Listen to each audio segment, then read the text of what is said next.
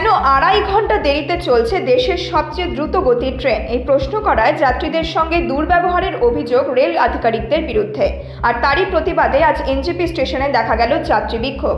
প্রসঙ্গত, শুক্রবার সকালে এনজেপি স্টেশন থেকে গুয়াহাটির উদ্দেশ্যে সকাল 6টা 10 মিনিটে ছাড়ার কথা ছিল বন্দে ভারত এক্সপ্রেসে, কিন্তু প্রায় 2.5 ঘন্টা দেরিতে অর্থাৎ 9:30 নাগাদ ছাড়ে ওই ট্রেন।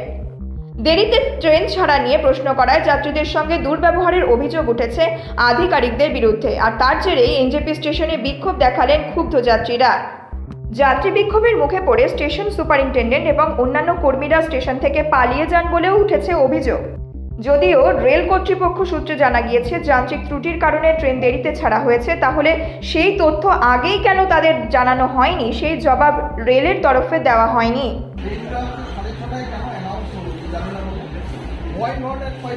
আমি এখানে প্ল্যাটফর্মে আমি নেই, আমি ট্রেনে যাবো, ট্রেন যখন স্টার্ট করবো তারপরে আমি আপনাকে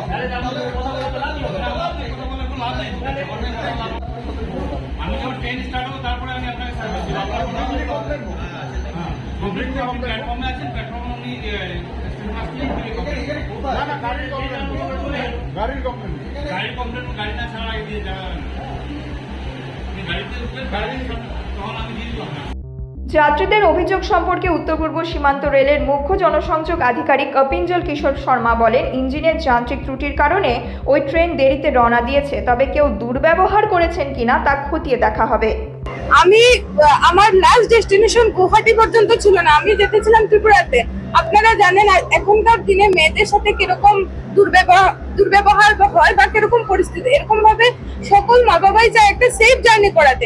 আমার গুয়াহাটি থেকে আরেকটা ট্রেন কনফার্মেশন ছিল, আমি রাত্রিবেলা সরাইঘাট ছেড়ে এটাতে যাচ্ছি, কারণ আমরা জানি বন্দে ভারতের আমরা যেরকম সম্প্রচার দেখেছি বা শুনেছি, এটার উপরে আমরা বিশ্বস্ত হতে পারি।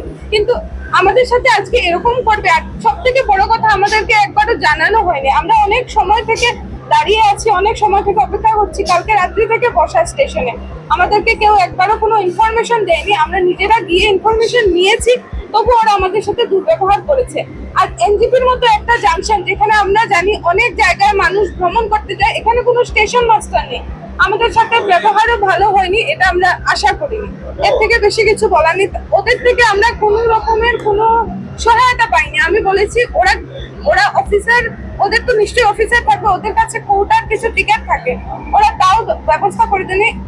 এক কথা প্রিমিয়াম টিকিট বলছি, ইঞ্জিনিয়ার কোনো সমস্যা হয়েছে, এটা আগে কেন দেখা হলো?